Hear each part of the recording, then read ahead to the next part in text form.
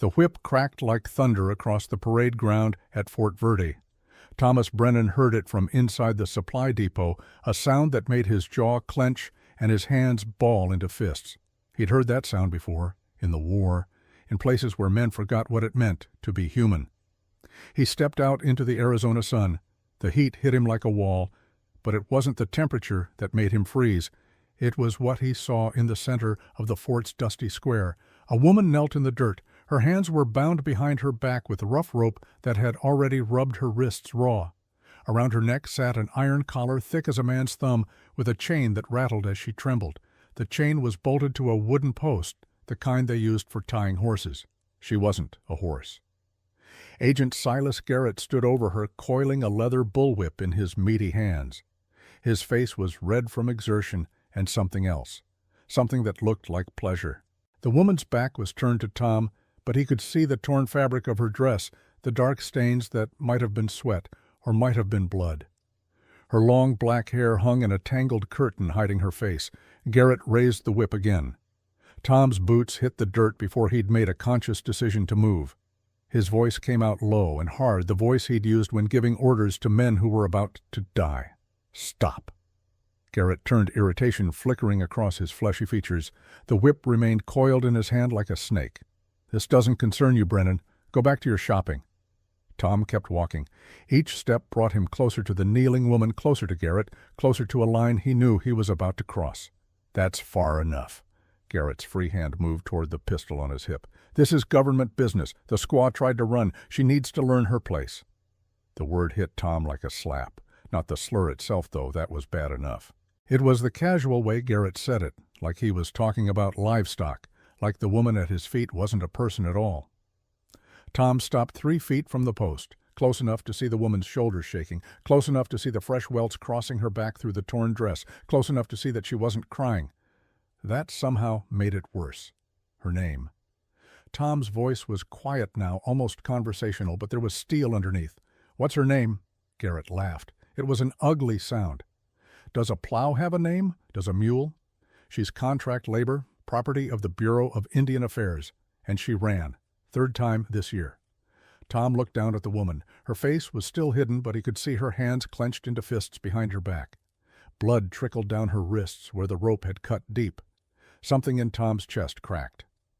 A wall he'd built 4 years ago, brick by careful brick, suddenly showed a fissure.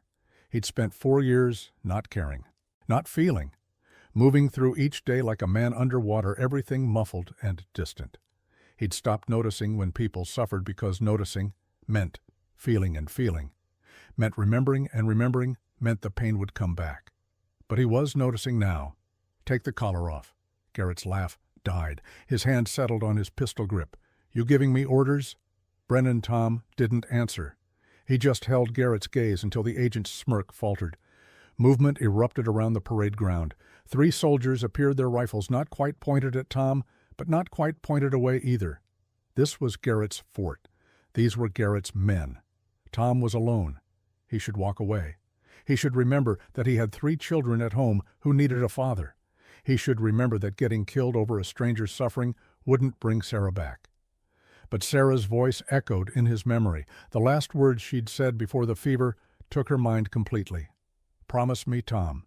Promise me you'll teach them to see. To really see people, even when it's hard, especially when it's hard." He'd made that promise. Then he'd spent 4 years breaking it. The woman's shoulders stopped shaking. She lifted her head just enough that Tom could see her profile. Young, maybe mid-20s, Apache from the high cheekbones and copper skin. A bruise darkened her jaw. Her lip was split, but her eyes, God, her eyes. They held no plea for mercy, no tears, just a terrible, exhausted acceptance. The look of someone who'd learned that hoping only made the pain worse. Tom knew that look. He'd seen it in his mirror every morning for 4 years. How much the words came out before Tom had fully thought them through. But once they were out, he didn't take them back. Garrett's eyebrows rose. "What you said, she's contract labor." "Property." Tom kept his voice level. "Everything has a price. How much to buy her contract?"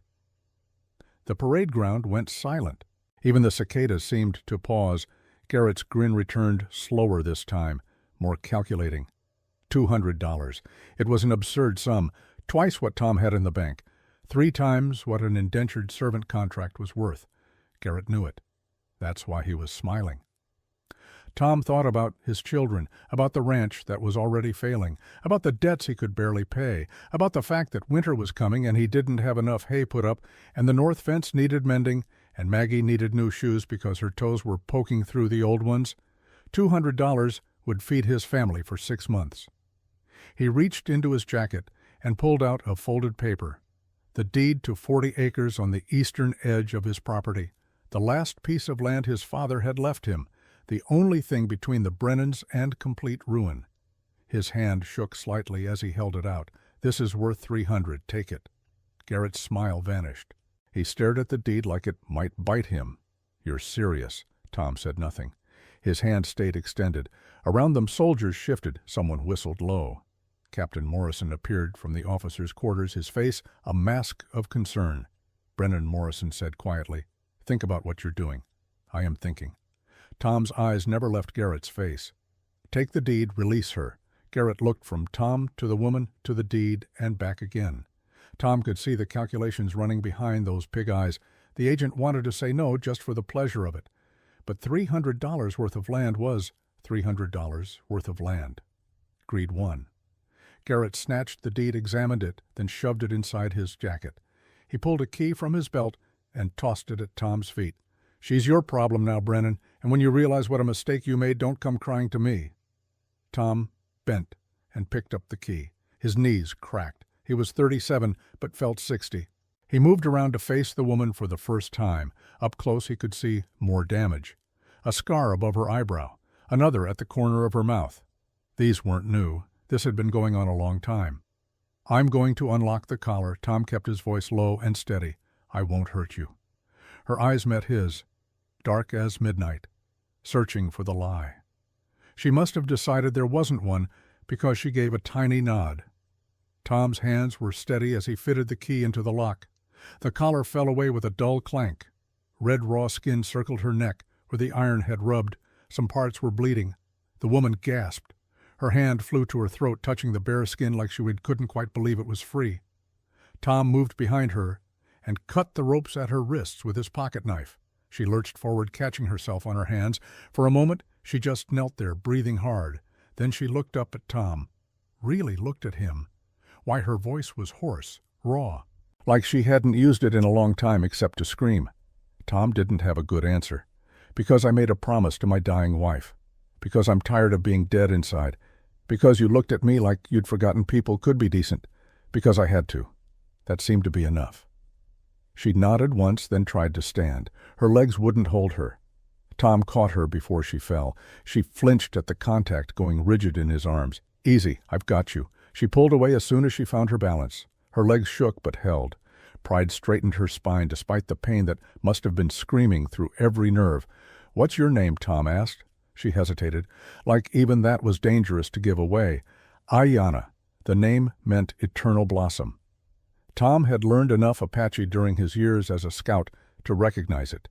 He looked at the woman in front of him, bloodied, beaten, betrayed by every system that should have protected her, but still standing. Still refusing to break, not a victim, a survivor. "I'm Thomas Brennan. Most people call me Tom." He paused.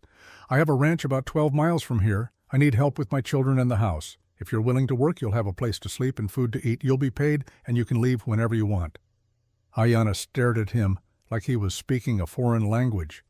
Behind them, Garrett spat in the dirt. "You'll regret this, Brennan. That savage will rob you blind and slit your throat in your sleep." Tom didn't turn around. He kept his eyes on Ayanna. "Do we have an agreement?" For the first time since he'd seen her, something flickered in those dark eyes. Not hope exactly. Hope was too dangerous. But maybe the memory of what hope used to feel like. She nodded. Tom walked toward his wagon. After a moment, Ayanna followed. Her bare feet left small prints in the dust next to his boot tracks. Captain Morrison caught Tom's arm as he passed. "That was either the bravest or the stupidest thing I've ever seen." Tom looked back at Ayanna, who was climbing into the wagon with visible effort. Probably both. Morrison's expression softened. Sarah would be proud. The words hit harder than they should have. Tom swallowed past the sudden tightness in his throat and climbed onto the wagon seat. Ayanna sat as far from him as possible, pressed against the side rail like she might need to jump. Her hands were clenched in her lap. She looked at the fort gates like a prisoner watching the gallows approach. Tom clicked his tongue, and the horses started forward. They passed through the gates of Fort Verde and into the open country beyond. The July heat shimmered off the rocks. Cicadas screamed in the scrub brush.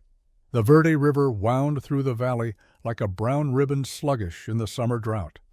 Tom and Ayanna didn't speak.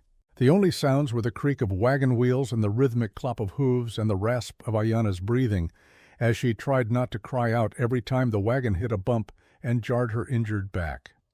After an hour, Tom stopped the wagon beside a creek. He climbed down and filled his canteen from the cool water. When he turned back, Ayanna was watching him with the wariness of a wild animal. He held out the canteen.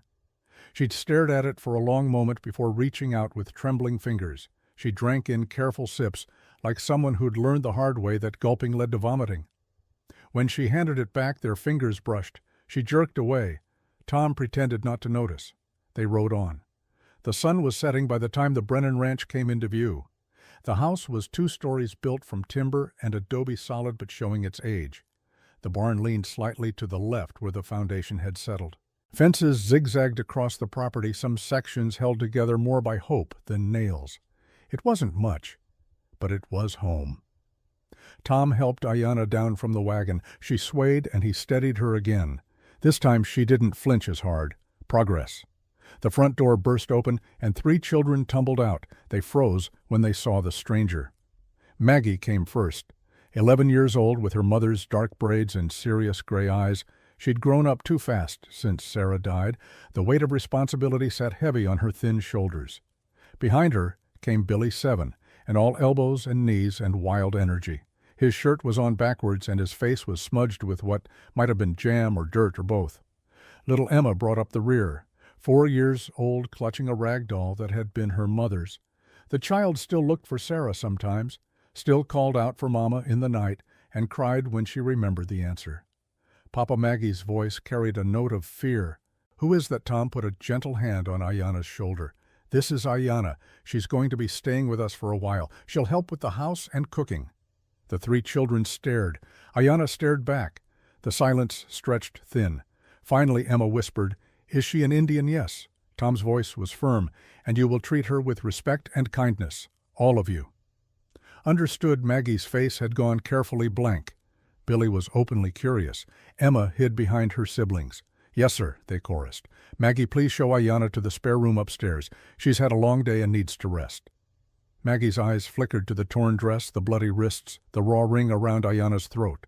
Something changed in the girl's expression. The fear didn't leave, but it made room for something else. Understanding maybe, or the beginning of it, this way. Maggie's voice was stiff, but not unkind. She turned toward the house. Ayanna looked at Tom. He nodded encouragingly. She followed Maggie inside. Billy tugged on Tom's sleeve. "Papa, why does she have marks on her neck?" Tom knelt down to his son's level. "Because someone hurt her, Billy. Someone who should have protected her. And we're going to give her a safe place until she heals." "Can we keep her?" The innocent question hit Tom like a gut punch. Billy said it, like Ayanna was a stray dog they'd found, like people were things that could be kept. "She's not ours to keep, son. She's a person. She stays or goes as she chooses." Oh, Billy thought about that. "But I hope she stays. You look less sad with her here, out of the mouths of babes." Tom watched Maggie lead Ayanna up the stairs. The woman moved like every step hurt, but she climbed anyway, back straight, despite the pain. Tom had given up $300 worth of land today. He'd made an enemy of one of the most powerful men in the territory. He'd brought a complete stranger into his home with his children. By any rational measure, he'd made a terrible mistake. But as he watched Ayanna disappear into the spare room, saw the way she paused at the threshold like she couldn't quite believe she got to have a room with a door that closed, something shifted in Tom's chest. For the first time in 4 years, he felt awake. Dawn came cold through the window. Ayanna woke to unfamiliar silence. No footsteps, no shouting, no rattle of chains. She sat up too fast and pain exploded across her back. The welts from Garrett's whip were still raw, weeping through the bandages Tom had left outside her door the night before. She'd waited 2 hours after the house went quiet before daring to use them. Trust was a luxury she couldn't afford. The room was small but clean. A real bed with a mattress, a dresser with a cracked mirror, a window that showed the valley turning gold with sunrise. The door had a lock. Tom had given her the key just like he'd promised. Ayanna had spent most of the night testing it, locking, unlocking, making sure it worked both ways, making sure she could get out if she needed to run. Now morning light filled the space and she realized she'd slept. Actually slept, not the half-aware doze of someone waiting for violence. Real sleep. It terrified her more than the whip had. She stood carefully, bones protesting. Her reflection in the mirror showed a stranger, hollow cheeks, bruised jaw, eyes that had forgotten how to hope. Downstairs she heard movement, children's voices, the clank of a pot. She should stay hidden, should wait until Tom came to tell her what to do. That's how it worked. Wait for orders, obey, survive. But something in her chest pulled tight, some stubborn thing that Garrett's chains hadn't quite killed. She was not a slave anymore. The thought felt dangerous, explosive. True. Ayanna pulled on the dress Maggie had left folded on the chair. It was too big, smelled like soap and lavender. Like it had belonged to someone loved. She didn't let herself wonder who. The stairs creaked under her feet. She moved like a ghost trying to make no sound. Old habits. The kitchen was chaos.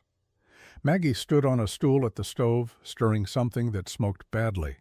Billy sat at the table with his shirt still on backwards, building a tower from biscuits. Emma was on the floor feeding imaginary food to her doll. Tom was nowhere to be seen. Maggie spotted Ayanna first. The girl froze wooden spoon suspended mid-stir. "You're awake?" It wasn't a question. Wasn't quite a welcome either, just a statement of fact delivered in a voice that tried very hard to sound grown up. Ayanna nodded. She stayed in the doorway ready to retreat. "Papa's in the barn." Maggie turned back to the stove. "I'm making breakfast." The pot hissed. Smoke billowed. Maggie coughed and waved her hand frantically. Ayanna's feet moved before her brain caught up. She crossed the kitchen, gently moved Maggie aside, and grabbed the pot handle. The porridge was burnt to the bottom, but salvageable if she worked fast. Her hands remembered this. Remembered cooking over fires, remembered making food stretch, remembered feeding people she loved. She added water, scraped the burnt bits loose, adjusted the heat. Maggie watched with wide eyes. "How did you do that, Practice?" Ayanna's voice came out rough from disuse. "Lots of practice." She glanced at Maggie and saw something flicker across the girl's face. Not quite gratitude, not quite resentment, something complicated that sat between. "I usually do the cooking." Maggie's chin lifted. "Since Mama died, Papa tries, but he burns everything." "You do well." Ayanna meant it. Taking care of family is hard work. The words hung in the air. Maggie's expression cracked just slightly. "I don't mind, someone has to." And there it was. The weight this child carried. The burden of being mother to her siblings before she'd finished being a child herself. Ayanna knew that weight. She'd carried it too. Was carrying it still somewhere far away where her son was being taught to forget her name. The thought made her hands shake. She steadied them against the stove. "I can help, if you want." Maggie studied her for a long moment. Behind those serious eyes was a calculation, a weighing of risks and benefits. Finally, the girl nodded. "Okay, but just for now, just for now." Ayanna could work with that. They finished breakfast together in careful silence. Maggie showed her where things were kept, the flour, the salt, the precious sugar that was running low. Each revelation felt like a gift, like trust measured in cupboards and spoons. Billy wandered over, drawn by the smell of food that didn't taste like charcoal. "You fixed it." He looked at Ayanna with open curiosity. "Are you magic?" Despite everything, Ayanna almost smiled. "No, just old." "You're not old, you're pretty." The innocent compliment hit harder than any insult. Pretty, like she was a person, like the scars and bruises didn't erase everything else. "Thank you." Her voice went soft. "What's your name, Billy?" He puffed out his chest. "William Andrew Brennan, but everyone calls me Billy except when I'm in trouble. Then Maggie uses all three names." Maggie rolled her eyes, but there was affection underneath. The door opened. Tom stepped in, bringing the smell of hay and horses and honest work. He stopped when he saw Ayanna at the stove. Something crossed his face. Surprise, maybe. Relief. Something else that looked almost like pain. "Good morning." He removed his hat. "You didn't have to cook. I wanted to." Ayanna kept her eyes on the pot. She couldn't look at him directly, not yet. Every time she did, she remembered him standing between her and Garrett's whip, remembered him trading away land for her freedom. It felt too big, too confusing. Tom moved to the table. He sat heavily in the chair at the head. From this angle, Ayanna could see the gray threading through his dark hair, the lines around his eyes, the weariness that went bone deep. He looked how she felt. They ate breakfast together. Ayanna stood. She couldn't bring herself to sit at the table, not yet. Sitting meant belonging. Belonging meant risk. Tom noticed, but didn't comment. He just ate his porridge and complimented the cooking and kept the children from asking too many questions. After breakfast, he stood. "I need to mend the north fence. Maggie, you're in charge. Ayanna, you should rest today. You're still healing. I can work." The words came out sharper than she intended. Tom's eyes found hers and held them. "I know you can, but you don't have to. Not yet. I don't take charity. This isn't charity." Tom's voice was patient. "It's basic human decency. You were beaten yesterday. Your back needs time to heal." Ayanna's jaw clenched. She didn't know how to explain that working was the only thing keeping her together. That stillness meant thinking, and thinking meant remembering, and remembering meant drowning. Tom seemed to understand anyway. "Tell you what, if you're determined to work, there's mending that needs done. Shirts and socks. Maggie's been trying, but she's got a lot on her plate." He pointed to a basket overflowing with torn fabric. Ayanna nodded. Sewing she could do. Sewing meant sitting. Sitting meant her back could rest, even if her mind couldn't. Tom left for the fence. Billy followed him like a shadow, asking 1,000 questions. Emma settled on the floor with her doll. Maggie cleared the table with the efficiency of long practice. Ayanna took the mending basket to the porch. She sat carefully on the top step facing the valley. From here she could see the whole spread, the barn with its slight lean, the chicken coop, the pasture where cattle grazed on grass turned brown by drought. It was beautiful, in a hard way, the kind of beauty that came from surviving. Her hands found their rhythm with needle and thread, in, out, pull tight, repeat. Meditation through motion. An hour passed, then 2. Maggie brought her water without being asked, set it down beside her, and retreated before Ayanna could say thank you. The sun climbed higher. Heat pressed down like a weight. A scream shattered the quiet.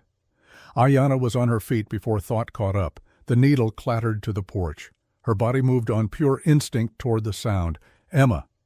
The little girl lay in the dirt beside the chicken coop, clutching her arm. Her face was white. Tears streamed down her cheeks, but she wasn't making sound anymore, just that awful silent crying that came from pain too big for noise. Maggie knelt beside her, hands hovering uselessly. "I don't know what to do. She fell off the fence. I think it's broken." Ayanna dropped to her knees. Gently, carefully, she examined Emma's arm. The bone had snapped clean, not compound, thank God, but definitely broken. "We need to set it." Maggie's face went green. "I can't. I don't know how. I do." The confidence in her own voice surprised Ayanna, but her grandmother's teachings ran deep. She'd set bones before, splinted injuries, healed what she could. "I need 2 straight sticks, about this long," she demonstrated with her hands, "and strips of cloth for binding." Maggie ran. Ayanna looked into Emma's terrified eyes. "This will hurt, but then it will feel better. I promise." Emma hiccuped. "You promise, I promise." The child's trust was a knife between Ayanna's ribs. This girl didn't know her, had no reason to believe her. But desperation and pain had a way of dissolving barriers. Maggie returned with supplies. Tom came running from the north pasture, Billy on his heels. He skidded to a stop when he saw Ayanna cradling Emma's arm. What happened? Fell, arms broken. Ayanna didn't look up. "I can set it, but you need to hold her still." Tom knelt across from her. His hands, large and calloused, gripped Emma's shoulders with surprising gentleness. Ready, Ayanna met his eyes. He nodded. She pulled the bone back into alignment. Emma screamed. The sound echoed off the barn and came back like an accusation. But then it was done. The bone seated properly, the splint secured. Emma's screams faded to whimpers. Ayanna began to hum, low and rhythmic, an old Apache healing song her grandmother had taught her. The melody wound through the air like smoke. Emma's sobs quieted. The child's eyes grew heavy. "That's beautiful." Tom's voice was barely a whisper. "What is it? A song for healing?" Ayanna kept humming, Keep the child calm, keep the pain distant. She worked while she sang, wrapped the splint, checked the alignment, made sure Emma could still move her fingers. When she finished, Emma's eyes were closed, not asleep but not fully awake either, floating in that space between where pain couldn't quite reach. Tom lifted his daughter carefully. "Thank you." Ayanna nodded. She couldn't speak past the tightness in her throat. Billy tugged on her skirt. "Can you teach me that? Teach you how to fix broken things?" The question held more weight than a 7-year-old boy could possibly understand. How to fix broken things. If Ayanna knew that answer, she'd have fixed herself years ago, but she looked at Billy's eager face and found herself saying yes. That night, after the children were in bed and Tom had checked Emma's splint for the 3rd time, he found Ayanna on the porch. She sat in the same spot as the morning mending basket forgotten beside her. Tom eased down onto the step, not too close, respectful of the space she needed. The stars were coming out. The valley cooled. Somewhere, a coyote called. "You saved my daughter today. I did what anyone would do." Tom shook his head. "No. You did what someone trained and skilled would do. Most people would have panicked. You stayed calm." Ayanna shrugged. "I've had practice staying calm when things break." The double meaning hung between them. Tom pulled something from his pocket, a small cloth bag that jingled. "Your first month's wages. $20. Ayanna stared at the bag like it might explode. "I haven't earned it yet. You saved Emma. That's worth more than $20. Tom set the bag on the step between them. "But even if you hadn't, you'd still be owed. You're working. This is yours." He stood and walked back inside, leaving the money where it lay. Ayanna looked at the bag for a long time. $20. More money than she'd held in 3 years, maybe more than she'd ever held at once in her life. Money meant options, meant she could leave if she needed to, could run if things went bad, could stay if they went good. She picked up the bag. The coins were heavy in her palm, real, solid. Proof that this wasn't a dream or a trick. For the first time since Garrett had locked that collar around her neck, Ayanna let herself believe she might actually be free. The next week passed in a careful dance. Ayanna worked, not because she had to, but because staying busy kept the memories at bay. She cooked meals that the children actually ate without complaint. She mended clothes that had been torn for months. She organized the chaos that had taken over the house since Sarah's death. Tom worked from dawn to dusk. He came in for meals and checked on the children and fell into bed exhausted each night. But Ayanna noticed the way he watched her sometimes, not with hunger or ownership, with something closer to wonder, like he couldn't quite believe she was real. Maggie thawed by degrees. She started asking questions, small ones at first. "Where did you learn to cook? What's that song you hum?" Then bigger ones. "Do you have family? Were you married?" Ayanna answered what she could. Left gaps where the wounds were too raw. Billy followed her everywhere. He wanted to learn tracking, learn hunting, learn how to be useful, the way men were supposed to be useful. Emma simply attached herself to Ayanna's skirts and refused to let go. The child called her Yana after the 2nd day.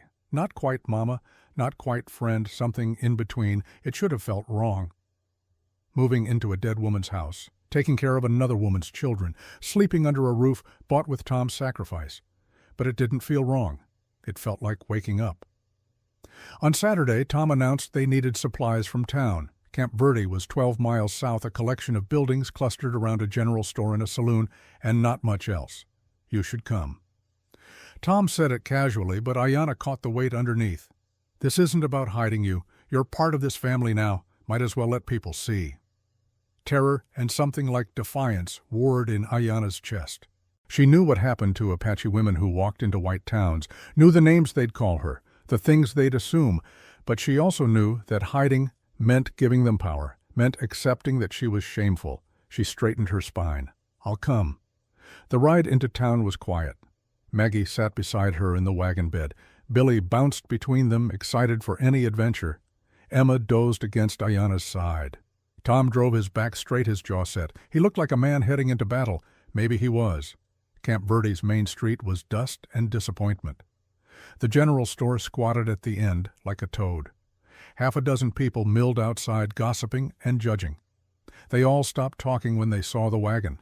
Tom climbed down. He turned and offered his hand to Ayanna. She stared at it. This was the moment, the choice. She could stay in the wagon and be invisible, or she could take his hand and be seen. Her fingers closed around his. Tom helped her down with a courtesy that belonged in a ballroom, not a dusty Arizona street. Then he did something Ayanna didn't expect. He didn't let go. They walked toward the general store hand in hand, like it was the most natural thing in the world, like they had every right.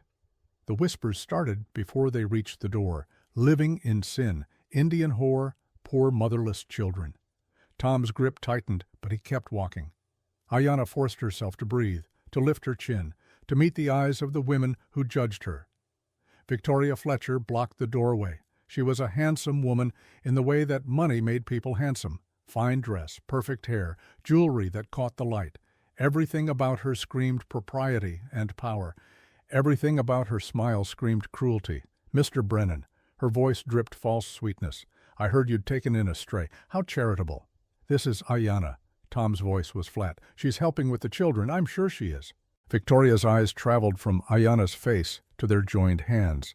How modern of you, living under the same roof without benefit of marriage. What will the children think? They'll think kindness matters more than gossip. The crowd had grown, 24 people now, all watching, all waiting to see what would happen. Victoria's smile sharpened. The Ladies' Moral Society has concerns, Mr. Brennan, about the moral character being demonstrated in your household. We have standards in this community. Then perhaps your standards need examining. The words came from Maggie. The 11-year-old had slipped through the crowd. Now she stood beside her father, small and fierce and trembling with anger. Miss Ayanna saved my sister's life. She takes care of us. She's kind. What have you ever done except gossip, Maggie Brennan? Victoria's face went red. You will not speak to your elders that way. Then my elders should stop being cruel. Silence fell like an axe. Tom squeezed Ayanna's hand once. Then he released it. He stepped forward, and his voice carried across the street. Mrs. Fletcher, any person who disrespects Ayanna disrespects me and my family. You want to judge, fine, but you'll do it to my face, and you'll do it knowing I don't give a damn what you or your society thinks. He turned to the shopkeeper. Are you going to serve us or not? The man looked from Tom to Victoria to Ayanna. A calculation ran behind his eyes. Cash or credit? Cash. Then come on in. Tom walked through the door. His children followed. Ayanna came last, her heart pounding so hard she thought it might burst. Behind her, Victoria's voice cut through the air like poisoned honey. This isn't over, Brennan. Mark my words. That night, Ayanna stood at her window, watching the stars wheel overhead. Her body ached from tension. Her mind replayed every whispered insult and every judgmental stare. But underneath the pain was something else, something warm and unexpected. Tom had held her hand, in public, in front of everyone, knowing what it would cost. Maggie had defended her. They were choosing her, not because they had to, because they wanted to. A soft knock interrupted her thoughts. Come in. The door opened. Tom stood in the hallway, a letter in his hand. His face was grave. We need to talk. Ayanna's stomach dropped. Here it was. The moment he told her to leave, that she'd caused too much trouble, that his children deserved better than her shadow. Tom stepped inside and handed her the letter. It bore an official seal. Victoria Fletcher has filed a petition with Judge Warren. She's claiming I'm running an immoral household, that the children should be removed. The words took a moment to land. Then they hit like a fist. She wants to take them, your children. Tom nodded. There's going to be a hearing, 4 weeks from now, and Ayanna, I need you to understand something. He met her eyes. His own were blazing. I'm not asking you to leave. I'm asking you to stay, to help me fight this, because if there's one thing I've learned, it's that family isn't about blood, it's about choice, and I choose you. The words hung in the air between them, heavy with meaning, impossible to take back. Ayanna realized she was crying, not the silent tears of grief, but something different, something that tasted almost like hope. I choose you too. And in that moment, in a small room in a failing ranch in the Arizona Territory, 2 broken people began to heal. The letter sat on the kitchen table like a coiled snake. Tom read it for the 3rd time, his jaw working. The paper crumpled slightly in his grip. Outside, the children played in the yard, their laughter drifting through the open window. Inside, the temperature seemed to drop 10 degrees. Ayanna stood by the stove, hands twisted in her apron. She'd been in the Brennan house for 2 weeks now. 2 weeks of careful peace. 2 weeks of believing that maybe, just maybe, she could have this. She should have known better. Tom's fist came down on the table hard enough to make the plates jump. The sound made Ayanna flinch despite herself. "They want to take my children." His voice was low, controlled. But underneath ran a current of rage so deep it made the air vibrate. He looked up at her, and Ayanna saw something she'd never seen in Tom's eyes before: fear. Victoria Fletcher filed a petition with Judge Warren. Claims I'm running an immoral household. Says the children are being exposed to inappropriate influences. She's requesting a hearing to determine if they should be placed in more suitable care. The words landed like stones in still water. Ripples spreading outward, touching everything. More suitable care. The phrase was poison wrapped in politeness. Everyone knew what it meant. Victoria Fletcher wanted Tom's children, wanted to take them from the only parent they had left, wanted to erase Ayanna from their lives like dirt scrubbed from a floor. "This is because of me." Ayanna's voice came out hollow. "I should leave." "No." Tom stood so fast his chair scraped across the floor. His hand shot out like he might grab her, then stopped. Hung in the air between them, "You're not leaving. Your family. I'm the reason you might lose your family." The distinction seemed lost on Tom. He shook his head, frustration and desperation warring across his face. "Sarah made me promise, before she died, made me promise to teach the children to see people, to really see them, not their skin or their past or what society says they should be, to see their hearts." His voice cracked. "I broke that promise. For 4 years, I walked around dead inside. Didn't see anyone, didn't feel anything. Then you came and I remembered what it means to be human. What it means to fight for something that matters." "You think I'm going to let Victoria Fletcher take that away?" Footsteps on the stairs. Both adults turned to see Maggie frozen on the landing. Her face was white, her eyes too wide. How much had she heard, Papa? The girl's voice was small, younger than she'd sounded in months. "Are they going to take us away?" Tom crossed to her in 3 strides. He knelt and gripped her shoulders. "No, I won't let that happen. I promise." But Maggie was too smart for easy comfort. She'd learned too young that adults couldn't always keep their promises, that love wasn't armor against loss. What if you can't stop them? What if the judge says you're unfit because Miss Ayanna is here? Then the judge is wrong. The simple certainty in Tom's voice seemed to steady Maggie. She nodded once, squared her shoulders, the weight settling back into place. "What do? We fight." The word hung in the air, a declaration, a vow. Ayanna watched father and daughter and felt something crack open in her chest. This family, these people who barely knew her, were willing to risk everything for her, despite her. It was too much, too dangerous, too close to hope. She opened her mouth to argue, to insist she leave before she destroyed them all. The sound of hoofbeats cut through the morning quiet. Tom's head snapped toward the window. His hand moved instinctively toward the rifle mounted above the door. "Stay inside." He was out the door before Ayanna could respond. Maggie pressed against her side, trembling. Through the window, they watched 6 riders approach the house. Ayanna's blood turned to ice water.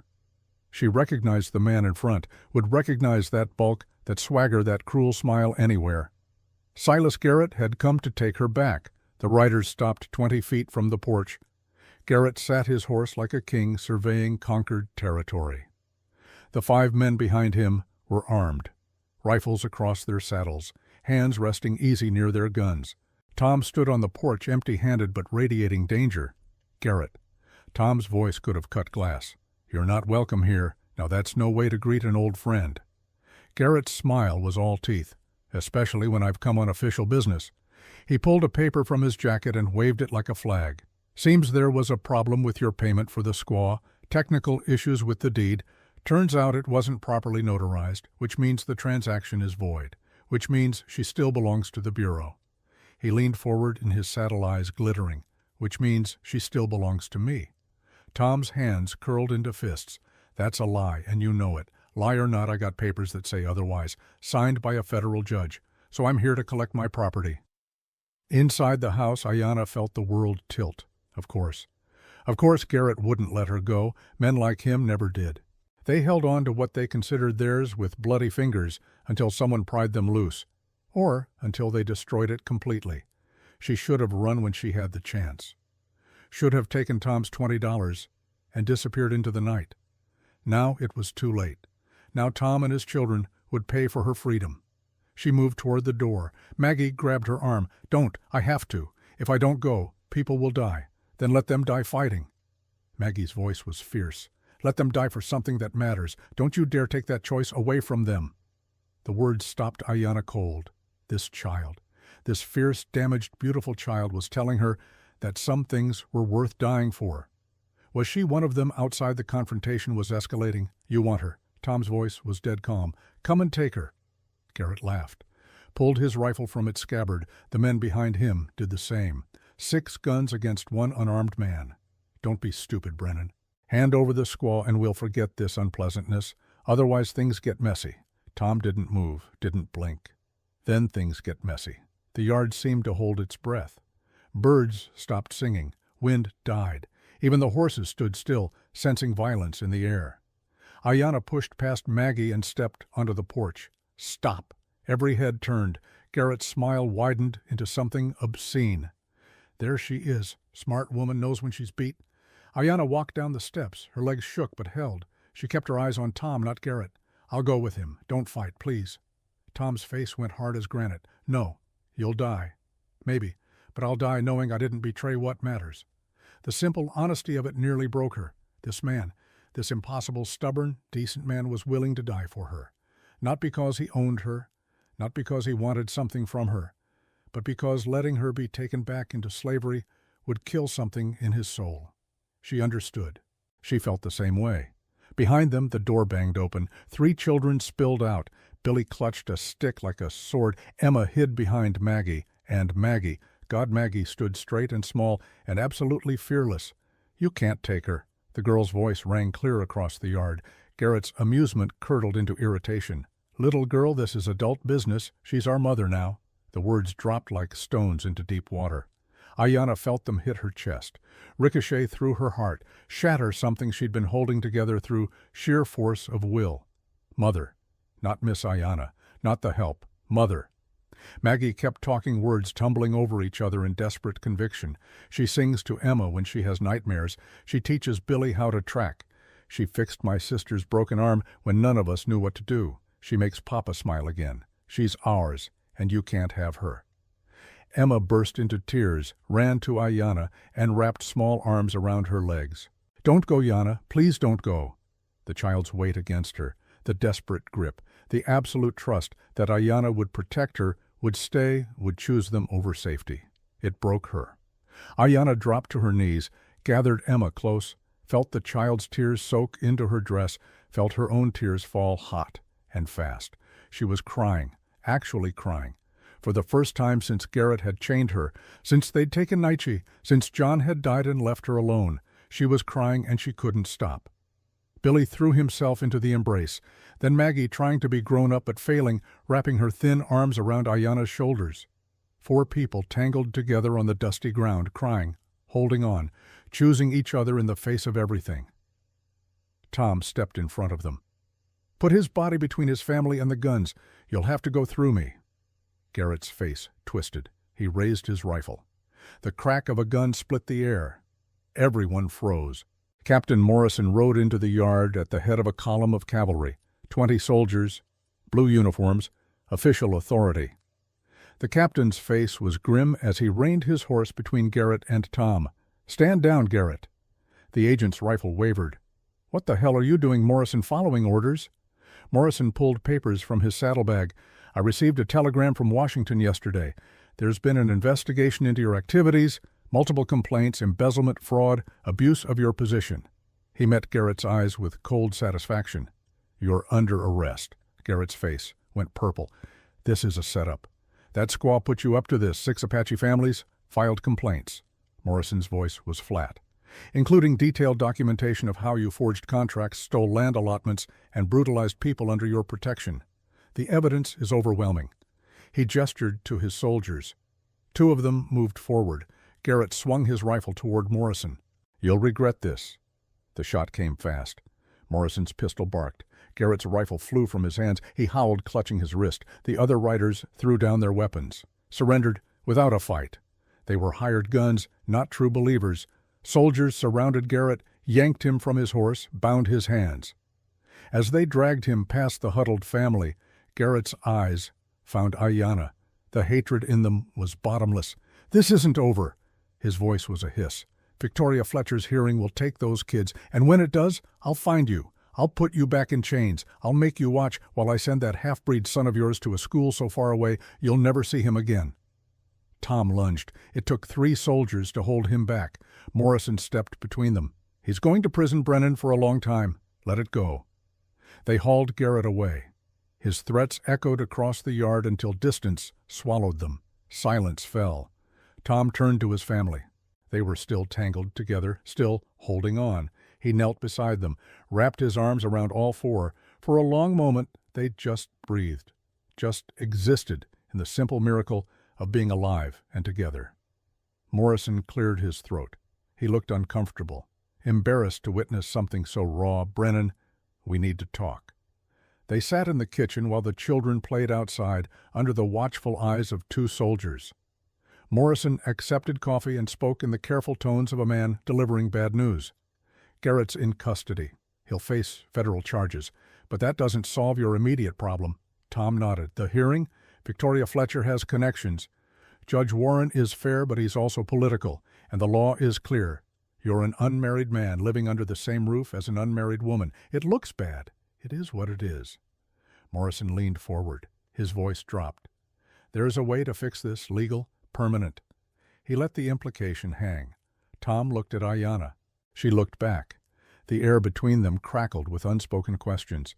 "You're suggesting marriage. I'm suggesting you make legal what's already true in every way that matters." Morrison's expression softened. "I've seen how you are together, how the children are with her. That's a family, Tom. Make it official." Ayanna's heart hammered. Marriage. The word conjured memories of her first marriage. John had been good and kind, and he had loved her, but he had also died and left her alone. Love was no protection against loss. Could she risk it again? Tom stood, walked to the window, watched his children play in the fading light. When he turned back, his face was set with determination. "Ayanna, I need to ask you something, and I need you to understand what I'm asking." He crossed to her, knelt so they were eye level. "I'm not asking you to love me. I'm not asking you to be my wife in the romantic sense. I'm asking you to marry me so Victoria Fletcher can't use our situation against us. So the law will recognize what the children already know, that you belong here." His hands hovered near hers, not touching, offering. "It would be a marriage of protection, of practicality. You'd keep your room, I'd keep mine. Nothing would change except the paper." Everything in Ayanna wanted to say yes, wanted the safety, the legitimacy, the right to stay. But she'd learned the hard way that safety was illusion. The papers could be tricks. The men who offered protection sometimes wanted payment in blood. "How do I know this is different?" Her voice shook. "How do I know you won't use this marriage to own me the way Garrett did?" Tom's eyes held hers. Steady, clear, honest. "Because I'm not asking you to be mine. I'm asking to be yours. And theirs." He gestured toward the children. "I'm asking for the privilege of calling you family, of having the law recognize what my heart already knows." He paused. "If you say no, we'll fight Victoria Fletcher some other way. You won't be forced out. You won't lose your place here. This is your choice, your decision, your freedom." The words settled over Ayanna like a blanket. Choice, freedom. 2 things she'd been denied for so long she'd forgotten what they felt like. And what if I want more? The question surprised them both. Tom blinked. More. What if someday I want this to be real? Not just protection, but partnership. Not just safety, but something else. She couldn't quite bring herself to say love. The word felt too big, too dangerous. Tom's expression transformed. Something raw and hopeful flickered across his face before he tamped it down. "Then we'll figure it out together. When you're ready. If you're ready. No pressure, no expectations." He finally took her hands. His were rough from work, warm, solid. "Marry me, Ayanna. Help me save this family. Be the mother my children need. Be the partner I'm only beginning to realize I want." Behind them, Morrison coughed. "You've got 4 weeks until the hearing. That's enough time to make this legal. Enough time to prove to Judge Warren that this household is proper and moral and worthy." Ayanna looked at their joined hands, looked at the man kneeling before her with hope and fear and desperate love warring in his eyes. She'd been a slave, a widow, a mother who'd lost her child, a woman beaten and broken and left for dead. Maybe it was time to be something else. Maybe it was time to be chosen and to choose in return. Yes. The word came out barely louder than a whisper, but it changed everything. Tom's grip tightened. His eyes shone. Yes, yes, I'll marry you. The children's voices drifted through the window, laughing, playing, innocent of the storms gathering on the horizon. Morrison stood, offered his hand to Tom. They shook. I'll arrange for Father Cordero to perform the ceremony. Keep it small. Just witnesses. We'll file the papers immediately. He turned to Ayanna, Mrs. Brennan. The title is yours by right in 4 weeks. Wear it well. After Morrison left, Tom and Ayanna sat at the kitchen table, the same table where Victoria Fletcher's letter still lay, the same table where they'd shared meals and built trust brick by careful brick. 4 weeks. Tom's voice was quiet. 4 weeks to convince a judge, a town, and maybe ourselves that this family is real. Ayanna looked at him. Really looked.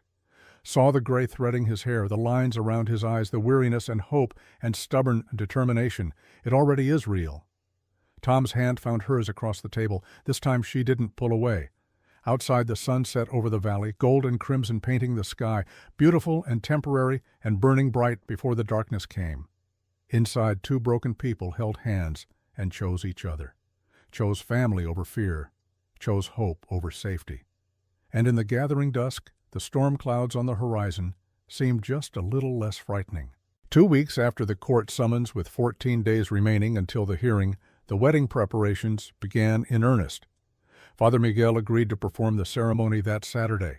Captain Morrison worked connections in Prescott, called in favors from officers who had served with Tom during the Apache campaigns, found character witnesses willing to testify that Tom Brennan was a man of honor, that his household, though unconventional, was decent and moral.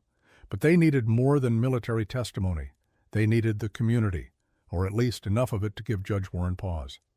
Father Miguel Cordero arrived on a Tuesday morning. The old priest sat his mule like a man accustomed to long journeys and longer prayers. His face was weathered leather. His eyes held the kindness of someone who'd seen humanity at its worst and still believed in grace. He found Tom mending fence in the south pasture. I heard about your troubles. Tom hammered in another post, muscles straining. News travels fast. In small towns, scandal moves faster than wildfire. The priest dismounted, wincing as his knees protested. I also heard you're marrying the Apache woman, the one you rescued from Garrett. Tom paused mid-swing. His jaw tightened. If you're here to tell me it's wrong, Father, save your breath. Miguel smiled, a warm thing that crinkled his whole face. I'm here to perform the ceremony, and to testify at your hearing. The hammer slipped from Tom's grip, clattered against the fence post. You what I've known Ayanna for 2 years. She volunteered at the mission in Camp Verde, fed orphans, taught Apache children to read, helped my housekeeper nurse the sick during the influenza outbreak last winter. The priest's voice grew firm. She has more Christian charity in her smallest finger than Victoria Fletcher has in her whole body. If Judge Warren wants to know about moral character, I'll tell him exactly who the immoral party is in this dispute. Tom felt something loosen in his chest. Not quite hope, but close. Thank you, don't thank me yet. Miguel's expression turned serious. This fight won't be easy. Victoria has money and influence. She's already spreading rumors, saying you're bewitched, that the Apache woman is using native magic to control you. Tom's hands curled into fists. That's insane. Of course it is. But people believe what confirms their prejudices. You'll need more than my testimony. You'll need allies who Victoria can't dismiss as easily as a Catholic priest. As if summoned by the conversation, a wagon rolled up the drive. Carlos Mendoza sat at the reins, his wife Rosa beside him. Their 3 children bounced in the back. Carlos was 50 and built like a bull. His family had ranched this valley since before it was American territory. He knew every draw and spring, knew drought and prosperity in equal measure. He also knew what it meant to be judged for your blood rather than your character. Brennan. Carlos's voice carried the accent of his father's Spanish mixed with the flat vowels of Arizona English. I heard you're having trouble with the Fletcher woman. Tom nodded warily. Word really did travel fast. She tried the same thing with us 5 years ago, said our children shouldn't attend the school with white children, said we were bringing disease and immorality. Rosa spat over the side of the wagon, a very unladylike gesture that somehow fit her perfectly. We fought her in court and won. Carlos continued. Judge Warren ruled in our favor. He's fair when the evidence is clear. You'll need witnesses, people who can testify about Ayanna's character, about how she is with your children." He met Tom's eyes. "We'll testify. All of us. Victoria Fletcher doesn't get to decide who belongs in this valley." The tightness in Tom's chest eased another fraction. He wasn't alone in this, wasn't fighting against the whole world, just most of it. The wedding was set for Saturday, 3 days away. Ayanna spent those days in a strange fog of anticipation and dread. Marriage. The word sat heavy on her tongue, felt foreign even as it became familiar. Maggie helped her alter one of Sarah's old dresses. The girl's hands were surprisingly deft, with needle and thread. She worked in concentrated silence, occasionally glancing up at Ayanna with unreadable expressions. Finally, as the sun set on Friday evening, Maggie spoke. "Do you love him?" The question hung in the air between them, sharp, honest, deserving an honest answer. Ayanna set down the shirt she was mending, chose her words carefully. "I respect him. I trust him. I'm grateful to him. That's not what I asked." Maggie's eyes were too old for her years. They'd seen too much loss, understood too much about the complexity of human hearts. "I don't know if I remember how to love." Ayanna's voice was quiet. They beat it out of me, Garrett and the others. "I thought I'd never feel anything again except fear and anger." She looked at Maggie. "But your father makes me want to try, makes me think maybe I'm not as broken as I believed." Maggie nodded slowly, then returned to her sewing. "Mama used to say love isn't a feeling, it's a choice. You choose someone every day, even when it's hard, especially when it's hard." She held up the dress. "The alterations were perfect. Mama would like you. She'd be glad Papa chose you." The words hit Ayanna like a benediction, like forgiveness she hadn't dared to hope for. That night, as darkness settled over the ranch, a soft knock came at Ayanna's door. She opened it to find an old Apache woman standing in the hallway. The woman's face was a roadmap of years and wisdom. Her eyes held the clarity of deep water. "Grandmother Amma." Ayanna gasped and fell to her knees. The old woman's hand touched her head, gentle as rain. "Rise, daughter. We are equals now, both survivors, both strong." Ayanna stood trembling. Amma was her husband's grandmother, the woman who'd raised her after her own parents died, the medicine woman who'd taught her about healing and herbs and the old ways. "How did you find me?" "Word travels on the wind when it needs to." Amma's voice was reeds rustling. "I heard my granddaughter was marrying a white rancher. Thought I should come see if it's true." Her eyes searched Ayanna's face. "Also came to tell you something about Naichi." The name stopped Ayanna's heart. "My son. Where is he?" "Is he well? He ran away from the school 3 weeks ago. They're hunting him, but he's clever. Uses what you taught him. He's trying to get home." Ayanna's legs went weak. She grabbed the door frame for support. "He's out there alone. A child. They'll catch him. They'll hurt him. Or he'll make it here." Amma's certainty was absolute. The boy has his mother's strength, his father's cunning. He knows the land, knows how to hide. She gripped Ayanna's shoulders. "You marry this white man tomorrow. You use his name and his protection to get our boy back. The law says a married woman has rights a slave does not. Use those rights. Fight for your son. Can I?" Ayanna's voice broke. "Can I ask Tom to fight that battle too? He's already risking everything for me. Then risk something for him." Amma's eyes flashed. "Stop acting like you're a burden he's carrying. Start acting like you're a partner he's choosing. There's power in that. Use it." The old woman pressed something into Ayanna's hand. A small leather pouch on a cord. "Medicine. For protection. For strength. Wear it tomorrow. Remember who you are. Not Garrett's slave. Not even Brennan's wife. You are Ayanna. Daughter of the White Mountain people. Mother of Naichi. Survivor of things that would break lesser souls." She kissed Ayanna's forehead. "Be worthy of yourself, child. That's all the ceremony requires." Saturday morning dawned clear and cool. Early September had brought a hint of autumn to the desert. The killing heat had eased. The light had gone golden. Tom stood in front of the cracked mirror in his bedroom. His Sunday suit was 15 years old and tight across the shoulders, but it was clean, pressed, respectable. He'd shaved, trimmed his hair, done everything he could to look like a man worthy of marriage rather than a desperate rancher making a practical arrangement, but his hands shook as he tried to tie his necktie. Billy wandered in, already bored with the waiting.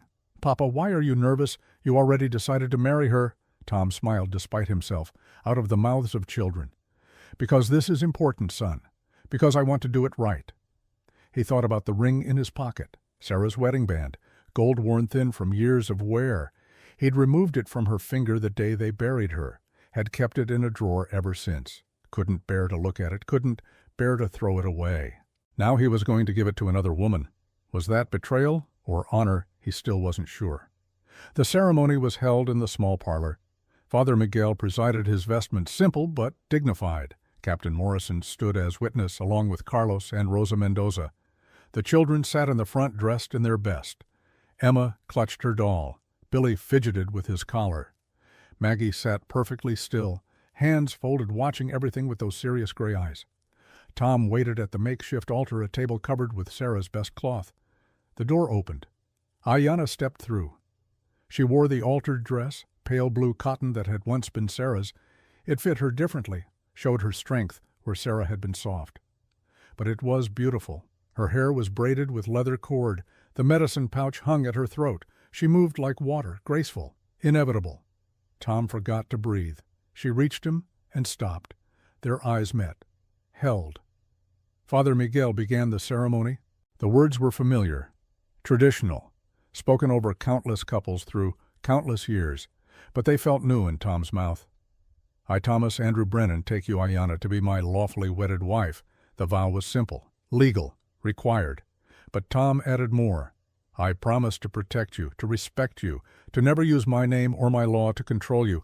I promise to be worthy of your trust." His voice roughened.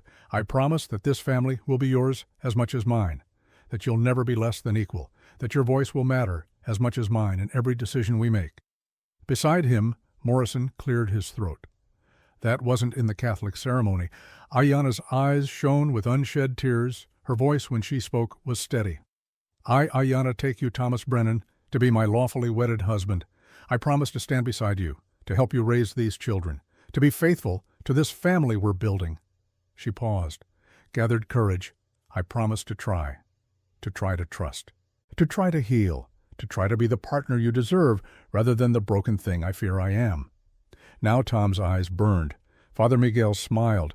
He'd married hundreds of couples, but this one felt different. Felt real in a way that polished ceremonies often weren't. The rings. Tom pulled Sarah's band from his pocket. It caught the light, gleamed softly. For a moment he hesitated, felt the weight of memory. The ghost of a woman he'd loved and lost, standing between him and this new beginning. Then he heard Sarah's voice in his memory. Not the fever-ravaged woman of her final days, the laughing girl he'd married 20 years ago. "Love her, Tom. She's not replacing me. She's loving what I loved. Let her." He slipped the ring onto Ayanna's finger. Grandmother Amma stepped forward. She pulled a band of twisted silver and turquoise from her own finger, pressed it into Ayanna's palm. "From John's grandmother, for his wife. You are still his wife in our way. Now you're also this man's wife in his way. Both truths can exist." Ayanna's hand trembled as she placed the ring on Tom's finger. It was slightly too small, had to force it over his knuckle.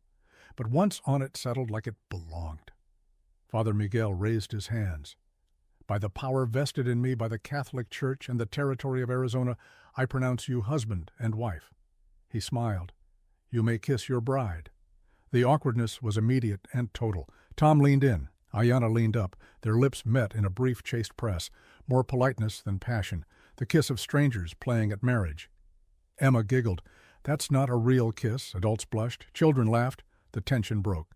Morrison clapped Tom on the shoulder. "Congratulations, Mrs. Brennan." The name felt foreign, but Ayanna nodded, tried it on. Mrs. Brennan, Mrs. Thomas Brennan, a name that came with protection, with rights, with the power to fight for her son, if Nietzsche made it here alive, if the law recognized her new status, if Victoria Fletcher didn't destroy them all first. That evening, after a simple meal and too much nervous laughter, the household settled into sleep. Tom walked Ayanna to her door, their door now legally, but still separate in practice. "I'll be in the barn, like always. Nothing has to change." Ayanna nodded, grateful, confused, wanting something she couldn't name. Tom turned to leave. Wait, he turned back. Ayanna stepped close enough to feel his warmth, to see the flecks of gold in his brown eyes. "Thank you for today, for all of this." She rose on her toes, kissed his cheek, soft as butterfly wings, then disappeared into her room before he could respond. Tom stood in the hallway, hand pressed to his cheek where her lips had touched, heart pounding like he was 18 again instead of 37. This was supposed to be practical, protective, nothing more. So why did it feel like everything? He made it halfway to the barn before the scream shattered the night. Both adults ran, met in the hallway outside Emma's room. The little girl thrashed in her bed, tangled in sheets, lost in nightmare. She screamed for her mother, not Sarah, not Ayanna, just mother. The universal cry of a terrified child. Ayanna reached her first, scooped her up, rocked her. Emma clung like a drowning person, sobbed into Ayanna's shoulder. "Don't leave, please don't leave. Everyone leaves. I'm here." Ayanna's voice broke. "I'm here, little one. I'm not going anywhere." But Emma wouldn't be soothed, wouldn't be put down. Every time Ayanna tried to settle her back into bed, the child's screams renewed. Tom stood helpless in the doorway. This was beyond his capacity to fix. Finally, Emma gasped out words between sobs. "Want Papa too. Want both. Don't leave me alone." Ayanna looked at Tom. He looked back. Understanding passed between them. She carried Emma to the room that was now legally theirs. The bed that had been Tom's and Sarah's.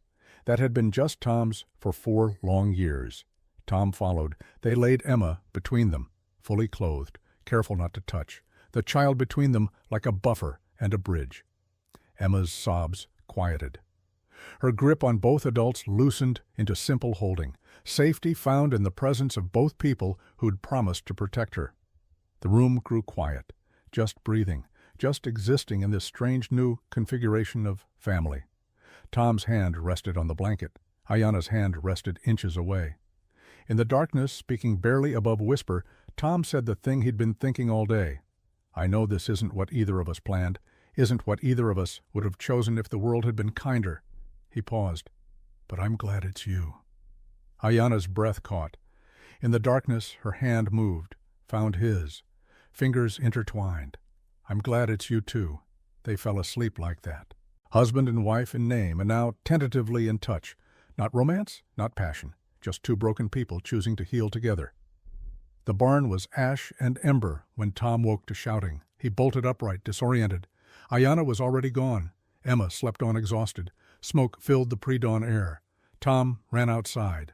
His barn, his beautiful, necessary, irreplaceable barn, was burning. Flames reached toward the sky. Cattle screamed in the pasture. Horses had been let loose, were running wild across the property. Billy and Maggie tried to move what could be saved. Carlos Mendoza appeared from nowhere, helping pull tools and tack from the inferno, but the structure itself was doomed. Tom ran toward the flames anyway, grabbed a bucket, started throwing water that evaporated before it touched wood. Hopeless, pointless. All he could do. Arms grabbed him, held him back. Morrison's voice in his ear. "It's gone, Tom. Let it burn." Tom sagged. Watched 4 years of work disappear in flame and smoke. When dawn finally came and the fire burned itself out, they found the evidence. Broken bottles. Rags soaked in kerosene. Deliberate, methodical. Arson. And in the mud near the fence boot prints. Leading away toward the Fletcher property. Tom stood amid the ruins, counted the cost. 10 cattle dead from the stampede. Barn gone. Tools destroyed. Feed for winter lost. Financially, he was finished.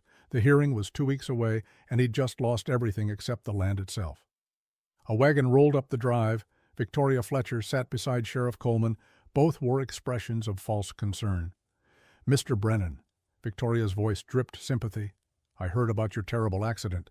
Such a tragedy." "It wasn't an accident." The sheriff frowned. "You got proof." Proof? Tom gestured to the bottles, the boot prints, the timing. "Day after I marry Ayanna, my barn burns. That's not coincidence." Victoria's smile never wavered. "Regardless, this does raise concerns. You've lost your means of income. How will you provide for those children? Perhaps it's time to consider my offer. Let me foster them until you're back on your feet." Tom's vision went red. "Get off my land, Mr. Brennan, be reasonable." Victoria's mask slipped, showed the steel underneath. "You're finished. You've got no barn, no savings, no prospects. In 2 weeks, Judge Warren will see what everyone already knows. Those children deserve better than poverty with a squaw." Tom stepped forward. Morrison grabbed his arm. "Leave now, Mrs. Fletcher, or I'll arrest you for trespassing." The captain's voice was ice. Victoria sniffed, climbed back into her wagon. As she turned to leave, she called back, 2 weeks, Brennan. Count them down. The wagon rolled away. Tom stood amid the ruins of his barn, his children huddled nearby. His new wife watched from the porch, his allies gathered close. He'd lost almost everything. But when Maggie took his hand, when Billy leaned against his side, when Emma ran to Ayanna and was lifted up when his wife met his eyes across the distance and nodded once fierce and determined, Tom realized something. He hadn't lost what mattered. And that meant he could still fight. Somewhere in the wilderness, an 8-year-old boy was running toward home, running toward a mother who'd never stopped fighting for him. The storm was here, but so was family, and family was worth everything. The barn was ash and ember when Tom woke to shouting, Sunday morning, 1 day after the wedding, 13 days before the hearing. Tom bolted from the makeshift bed in the parlor. Emma still slept curled in the nest of blankets. But Ayanna was already gone. Smoke filled the pre-dawn air. Tom ran outside. His barn, his beautiful, necessary, irreplaceable barn, was burning. Flames reached toward the sky like clawed fingers. Cattle screamed in the pastures spooked by the fire. Horses had been let loose, galloping wild across the property in panic. Billy and Maggie stumbled out behind him, faces white with shock. "Papa, the barn!" Tom ran toward the flames, grabbed a bucket, started throwing water that evaporated before it touched wood. Hopeless. Pointless. All he could do. Carlos Mendoza appeared from the road drawn by the glow. Morrison rode up minutes later. They formed a bucket line. Worked desperately. But the fire was too hot. Too fast, too hungry. By the time the sun rose, the barn was gone, collapsed into itself like a dying giant. Only charred timbers and ash remained. And the evidence. In the gray light of dawn they found it. Broken bottles near the foundation. Rags soaked in kerosene. Boot prints in the mud leading away toward the Fletcher property. Morrison held up a shard of glass. His face was grim. This was deliberate. Tom's vision went red. He knew, everyone knew. Victoria Fletcher's revenge.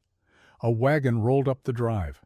As if summoned by thought alone, Victoria herself appeared, Sheriff Coleman beside her, both wearing expressions of theatrical concern.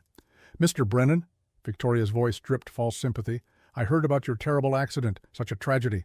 "It wasn't an accident." Tom's voice was flat. "Dead." "Do you have proof?" The sheriff frowned. Tom gestured at the bottles, the boot prints. "Day after I marry Ayanna, my barn burns. That's not coincidence." Victoria's smile never wavered. "Regardless, this does raise concerns about your ability to provide for those children. Perhaps you should reconsider my offer." "Hey, get off my land!" Morrison stepped between them. "Leave now, Mrs. Fletcher, or I'll arrest you for trespassing." Victoria climbed back into her wagon, but before she left she called back, 13 days, Brennan, count them down." The wagon rolled away. Tom stood amid the ruins, counted the losses, 10 cattle dead from the stampede, barn gone, tools destroyed, winter feed lost, financially ruined, and 13 days to prove he could still care for his children. Sunday morning, 1 day after the wedding and 13 days before the hearing, Tom had woken to smoke and flames. Victoria Fletcher's revenge delivered by arsonists in the night. Now standing amid the ashes, the days after the fire felt like a slow descent into nightmare. Tom stood in what remained of the barn. Charred timbers jutted from ash like broken bones. The smell of smoke still hung in the air, mixed with the sickly sweet scent of burned hay and lost hope. He'd spent the morning calculating, adding, subtracting, trying to find a way forward that didn't exist. The barn had held everything: feed for winter, tools, the small reserve of cash he'd hidden in a tin behind a loose board, all of it gone, turned to ash and memory. Without the barn he couldn't store hay, couldn't shelter animals, couldn't operate a working ranch. Without income he couldn't rebuild. Without rebuilding there was no income. The mathematics of ruin were simple and absolute. 10 days until the hearing, 10 days to prove he could provide for his children, 10 days to show Judge Warren that this household was stable and proper and worthy. He had nothing to show except ashes. Tom's legs gave out. He sat heavily on a scorched beam, put his head in his hands. For the first time since Sarah's death, he felt truly hopeless. Maybe Victoria was right. Maybe the children would be better off with someone who could actually take care of them, someone with a barn and prospects and a future that didn't smell like smoke. Footsteps behind him. He didn't look up. Ayana's voice cut through his despair like a blade. Don't. Just that one word. Sharp. Certain. Don't. What Tom's voice was hollow. Don't you dare quit on them. He looked up. She stood silhouetted against the morning sun. Her dress stirred in the wind. Her face was set with fierce determination. I failed them. Tom gestured at the ruins. I failed you. Sarah asked me to protect this family, and I can't even keep a barn standing. So you'll give up, hand them to Victoria Fletcher. Let her win. Tom stood, anger flaring through the numbness. What choice do I have? I've got no money. No barn. No way to fight her in court. She has lawyers and influence and everything I don't. In 10 days she'll take my children, and there's nothing I can do to stop her. The slap came fast and hard, cracked across his face like thunder. Tom's head snapped to the side. He touched his cheek, shocked. Ayana's hand trembled, but her eyes blazed. How dare you? How dare you stand there and claim you failed when you gave me freedom? When you chose to fight when walking away was easier? When you married me knowing it would cost you everything? Her voice broke. You saved me, Tom Brennan. You gave me a name and rights and a family. You made me believe I was worth saving. And now you want to throw it all away because things got hard. Tears streamed down her face. Not delicate crying. Raw grief and fury mixed together. I spent 3 years as Garrett's slave. 3 years believing I was nothing, that I deserved the chains and the beatings and the loss of my son. You showed me different. You showed me that some men still have honor, still fight for what's right, even when it costs them. She stepped closer, grabbed his shirt. Don't you dare prove me wrong now. Don't you dare become another man who gives up when the fight gets real. Tom stared at her. This woman. This impossible, fierce, beautiful woman who'd been beaten and broken and had every reason to accept defeat. She was telling him to fight. Something cracked in his chest. A dam he'd built 4 years ago, brick by careful brick, wall by careful wall. It shattered. Tom Brennan fell to his knees in the ash and wept. Not the silent tears of private grief, not the composed sorrow of a man maintaining control. He sobbed like a child, great heaving gasps that shook his whole body. 4 years of pain poured out. Sarah's death, the loneliness, the fear, the desperate hope that he could be enough for his children, the crushing knowledge that he was failing. All of it came out in ugly, broken sounds. Ayana dropped beside him, pulled him against her, let him soak her dress with tears and ash and desperation. She held him like he'd held his children, like he'd held Sarah in those final terrible hours. She held him and didn't let go. I can't lose them. Tom's voice was ragged. They're all I have left of her, all I have left of who I used to be. If Victoria takes them, I'll have nothing. You'll have me. 3 words, quiet as breath, heavy as mountains. Tom pulled back, looked at her through tears. You'll have me, Ayana repeated, and we'll have each other, and we'll fight together. Family isn't about barns or money or what the world says we deserve. It's about choosing each other when everything else is lost. She wiped his tears with her thumb. Sarah made you promise to teach them to see people, to really see them. Well, I see you, Tom Brennan. I see a man who's terrified and exhausted and hanging on by his fingernails. I see a man who's brave enough to keep fighting anyway. Her hand found his. Let me fight with you, not as your burden, as your partner. Tom's fingers closed around hers, held tight. They knelt together in the ashes of the barn, 2 broken people choosing hope over despair, choosing each other over the easier path of surrender. Behind them, Maggie watched from the house. Something in her young face shifted. Understanding bloomed. This was what family looked like, not perfection, not ease. 2 people holding each other up when everything else fell apart. That night, long after the children had gone to bed, Tom sat at the kitchen table making lists. Inventory of what remained, what could be sold, what could be salvaged. The numbers still didn't add up. But at least he was trying. Ayana brought coffee, set it beside him without comment. Started washing dishes. The knock came at midnight. Tom's hand went to the rifle. Visitors at this hour meant trouble. But when he opened the door, Captain Morrison stood on the porch. And behind him, barely visible in the darkness, was a boy. Thin, haunted, hair cropped brutally short in the way of Indian boarding schools, wearing clothes too big for his frame and shoes that didn't fit. The boy looked up, met Tom's eyes, then looked past him to where Ayana stood frozen in the kitchen doorway. Mother. The word came out in English, uncertain, like he'd forgotten how to say it in Apache. Ayanna made a sound, not quite a scream, not quite a sob, something beyond language. She crossed the room in 3 strides, dropped to her knees in front of the boy, hands hovering, afraid to touch, afraid he'd disappear. Nietzsche. The boy nodded, and then he was in her arms, clinging, shaking, making sounds that might have been words or might have been grief given voice. Ayanna held him, rocked him, spoke to him in rapid Apache that the boy seemed to understand even if he couldn't respond. My son, you came back. You came back to me. Morrison cleared his throat. Tom pulled him onto the porch, closed the door to give them privacy. Found him 2 miles from here, hiding in a cave. He'd been traveling for 3 weeks, on foot, stealing food where he could, sleeping in ditches. 3 weeks. Tom couldn't imagine it. An 8-year-old boy alone in the wilderness, running from the people who were supposed to protect him.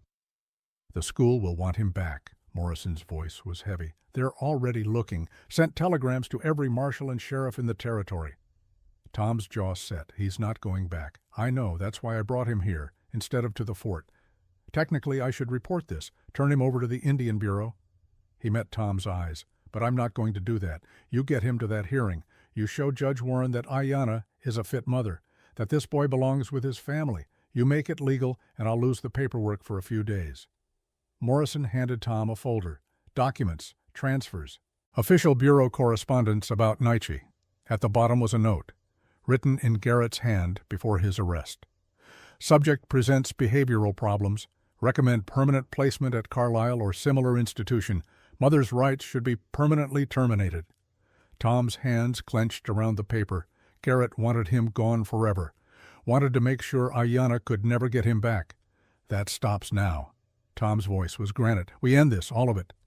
Inside, the reunion continued. Maggie and Billy had woken, come downstairs, stood uncertain in the hallway. Emma, curious as always, walked right up to Nietzsche. Are you Yanna's boy? Nietzsche looked at her. This little white girl in a nightgown, speaking to him like he was normal, like he belonged. Yes. Emma considered this, then held out her doll. This is Catherine. Mama gave her to me before she died. You can hold her if you want.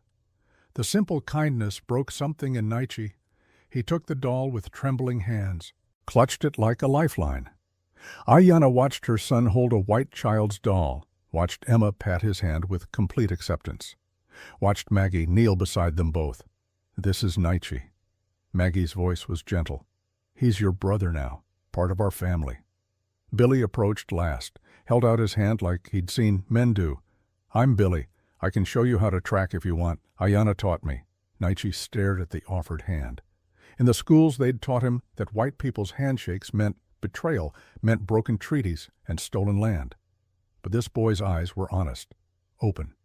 Nietzsche took his hand. That night they all slept in the parlor, made a nest of blankets and pillows on the floor. The children tangled together like puppies. Ayanna in the middle, one hand on Nietzsche, the other on Emma. Tom watched from the doorway, this impossible family, white and Apache and everything in between. Broken pieces that had found each other and decided to be whole. He was almost asleep when the sound of horses shattered the night. Tom bolted upright, grabbed his rifle. Morrison was already at the window. 6 riders, coming fast. Tom's blood went cold. He knew before he saw them who it would be, Garrett. But Garrett was in custody, under guard at Fort Verde, awaiting trial. The lead rider pulled up in front of the house. Torchlight illuminated his face. Silas Garrett sat his horse like an avenging demon. Blood stained his shirt. His wrists were raw from broken shackles. Behind him rode 5 men. Hired guns, the kind who killed for money and slept fine after.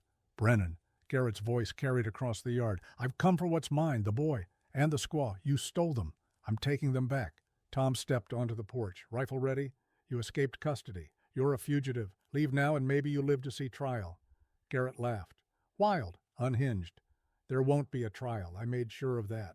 Guard who was watching me won't be testifying. Neither will Morrison's fancy federal marshal. Turns out a knife in the dark solves a lot of problems. Behind Tom, Morrison swore, reached for his sidearm. Garrett's men raised rifles. 6 guns against 2. Last chance, Brennan. Send out the woman and boy. I'll leave the white brats alive. Maybe. Over my dead body. That can be arranged. The children huddled behind Ayanna. Nietzsche trembled. Emma whimpered. Maggie stood straight, trying to be brave. Ayanna looked at Tom, looked at the children, looked at the impossible odds. She made her decision, stepped forward, placed herself between Tom and Garrett's guns. I'll go. Just leave them alone." "No." Tom grabbed her arm. "You're not going anywhere. Tom, they'll kill you. Kill the children, then we die together. As a family." The words hung in the air.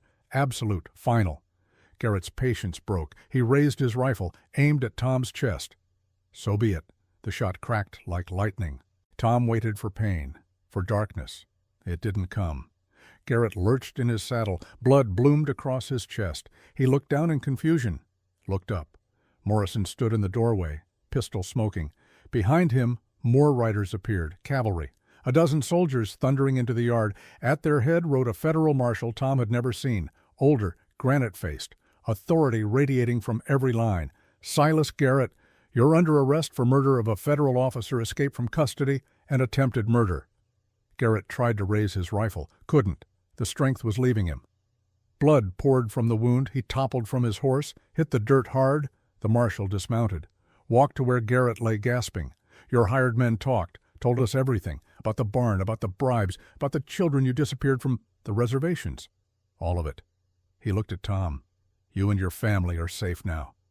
Garrett's eyes found Ayanna one last time, filled with hatred, with rage, with the impotent fury of a man who'd lost everything. His mouth opened. Blood bubbled from his lips, drowning whatever curse he'd meant to speak. Then, Silas Garrett, architect of suffering dealer, in human misery, died in the dust like the snake he was. The danger passed. The hired men surrendered. The soldiers secured the area. But Tom couldn't move, couldn't process what had just happened. Ayanna was in his arms. When had she gotten there? Her face was buried in his chest. Her hands clutched his shirt. "You're bleeding." Tom looked down, didn't understand. Then saw the red spreading across his shoulder. Garrett's bullet. It had grazed him, not deep, but bleeding steady. He tried to say he was fine. Tried to reassure everyone. The world tilted, went gray. The last thing he heard was Ayanna screaming his name. Tom woke to pain and jostling. He was in a wagon, moving fast. Every bump sent fire through his shoulder. Ayanna's face swam into view above him, pale, terrified. "Stay with me. Please, Tom, stay with me." He wanted to tell her he was fine, that it was just a scratch, that he'd been hurt, worse. But his voice failed him. His mouth felt full of cotton. Beside him, Maggie sobbed. "Is Papa dying?" Tom wanted to comfort her, wanted to say no, wanted to be strong. But the darkness was pulling at him, insistent, tempting. He saw Sarah's face, not sick, not dying, young and laughing and whole. "I kept my promise." He didn't know if he said it out loud. Kept the kids safe, kept them together. Sarah smiled, touched his face with hands he couldn't feel. "You did good, my love. But you're not done yet. They still need you. She needs you." Sarah's face changed, became Ayanna, became something he hadn't dared to hope for. "I'm sorry." Tom's voice was a whisper. "Sorry I couldn't save the barn, couldn't give you the life you deserved." Ayanna's tears fell on his face like rain. "You gave me everything that matters, family, hope, love." Had she said love, he couldn't be sure. The darkness was winning. "Tom." Ayanna's voice pulled at him. "Don't you dare leave me. Not now. Not when we just found each other." Her hand found his, gripped tight. "Fight. Please, fight." The wagon hit a rut. Pain exploded through Tom's shoulder, snapped him back to consciousness. Town. They were in town. Camp Verde's few buildings sliding past, doctor's office ahead, people running, shouting, then hands lifting him, carrying him. Ayanna's voice never leaving his ear. "Stay, stay, stay." He tried, God, he tried, but the darkness was patient, and Tom was so tired. As consciousness slipped away, his last thought was simple. "I'm sorry." The world went black. Tom woke to white ceiling and the smell of carbolic acid. Pain bloomed in his shoulder like fire spreading through dry timber. He tried to move, and agony stopped him cold. His mouth tasted like copper and dust. Where was he? Memory returned in fragments. Garrett's men surrounding the ranch. The standoff. Tom standing between his family and violence. Then the crack of a rifle. Impact. Falling. Darkness. He forced his eyes to focus. A small room, whitewashed walls, a window showing stars outside. How long had he been unconscious, movement beside the bed? Ayanna sat in a wooden chair, slumped forward, with her head resting on folded arms near his hand. Asleep. Exhausted. Even in sleep, her fingers curled protectively around his wrist, like she was afraid he'd slip away if she let go. Tom's throat tightened. How long had she been sitting vigil? Tom's throat worked. He managed a croak that sounded like her name filtered through gravel. Her head snapped up, eyes wide. For a moment she just stared, like she couldn't believe he was real. Then her hand flew to his face, touching his cheek with trembling fingers. "You're awake. Oh, God, you're awake." Her voice broke on the last word. Tears spilled over, tracking down her cheeks. Tom had never seen her cry like this, not when Garrett beat her, not when she talked about Nietzsche, not even at their wedding. But she was crying now, great shuddering sobs that shook her whole body. "Hey." Tom's voice was weak but gentle. "Hey, I'm okay. You died, and they brought you back, and you wouldn't wake up, and I thought—" She couldn't finish, just pressed her forehead against his good shoulder and wept. Tom's hand found her hair, stroked it with what little strength he had. "I'm here. I'm not going anywhere." The door burst open. 3 children tumbled through, drawn by the sound of voices. Papa Emma reached him first, launched herself at the bed before Ayanna could stop her. Tom grunted as small arms wrapped around his neck. "Careful, sweetheart. Papa's still hurting." But he held her anyway, let her burrow against him, let her tears soak into the hospital gown. Billy grabbed his hand, squeezed it like he was trying to convince himself it was real. Maggie stood at the foot of the bed. Her face was pale, controlled, but her eyes were red-rimmed from crying. "We thought we lost you." Tom looked at each of them in turn, his children, his family, the reason he'd taken that bullet, the reason he'd do it again without hesitation. "Can't get rid of me that easy." The joke fell flat. Nobody laughed. Movement in the doorway. A small figure hung back in the shadows, thin, wary, dark eyes watching everything. Tom's breath caught. The boy was maybe 8 years old, short hair that had been cut brutally close to his skull, just starting to grow back, bruises on his arms, clothes too big like he'd been given hand-me-downs from older boys. But his face, God, his face, was Ayanna's. This was Nietzsche, the boy Ayanna had been fighting for, the son stolen from her, the child who'd run hundreds of miles to find home. Tom met those dark eyes and saw terror and hope warring in equal measure. "Nietzsche." Tom's voice was soft. "Come here, son." The boy flinched at the word son, looked at his mother for permission. Ayanna nodded, encouraging. Nietzsche crept forward, each step careful, ready to bolt. He stopped a few feet from the bed, his hands twisted together. He wouldn't quite meet Tom's eyes. Tom understood. He'd seen this before, in soldiers who'd been prisoners of war, in children who'd learned that adults were dangerous, the hypervigilance, the expectation of pain. It made him want to find every person who'd hurt this child and make them pay, but that could wait. Right now this boy needed something else. "I'm Tom. I'm married to your mother, which I guess makes me your stepfather, if you'll have me." Nietzsche said nothing, just stared. Tom tried again. "I know we're strangers. I know you don't have any reason to trust me, but I want you to know something. You're safe here. This is your home now. No one's going to take you away. No one's going to hurt you." The boy's eyes flickered, searching for the lie. Tom let him search, kept his expression open. Honest. Finally, in a voice barely above a whisper, Nietzsche spoke. What? Why do you care I'm not yours?" The simple honesty of it gutted Tom. "Because your mother is mine, and everything that matters to her matters to me. You matter to her more than breathing, which means you matter to me too." He paused. "And because I know what it's like to lose people, to feel like the world is ending and no one cares, I won't let you feel that way, not while I'm alive." Nietzsche's face crumpled. The mask of stoic endurance shattered. The boy took 2 stumbling steps forward and collapsed against the bed. Tom wrapped his good arm around him, held tight while Nietzsche sobbed, great tearing cries that sounded like they were being ripped from his chest. Ayanna moved to the other side, put her arms around both of them, created a shelter with her body. And there, in a small hospital room in Prescott, Arizona, a family that had been shattered began to piece itself together. Later, after the children had been shooed out by the doctor, Tom learned what had happened after he fell. Garrett's man had shot him. Clean through the shoulder, nicking the subclavian artery, he'd bled like a stuck pig. Ayanna had stanched the wound with strips torn from her dress, had kept pressure on it while Morrison's cavalry scattered Garrett's remaining thugs. The ride to town had taken 2 hours. Tom had stopped breathing twice. Ayanna had breathed for him, refused to let him die. The doctor said it was a miracle he survived the blood loss, said most men would have given up. But Tom Brennan was too stubborn to die, had too much to live for. Garrett himself had been killed in the shootout, shot by a federal marshal when he tried to escape custody. His body was being shipped back east to be buried in whatever hole would take him. Tom felt nothing about that, no satisfaction, no grief, just a vague sense that the world had tilted slightly closer to just. The hearing was in 2 days. Tom tried to stand, made it approximately 6 inches before his vision grayed and pain exploded through his shoulder. Ayanna pushed him back down, gentle but firm. "You're not going anywhere. I have to. The hearing. Victoria Fletcher. If I'm not there, she wins. Captain Morrison will testify. Father Miguel, Carlos, they don't need you to prove what's true."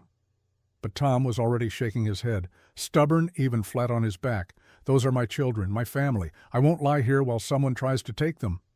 Ayanna's expression shifted, hardened into something fierce. "Then we'll get you there, even if I have to carry you myself."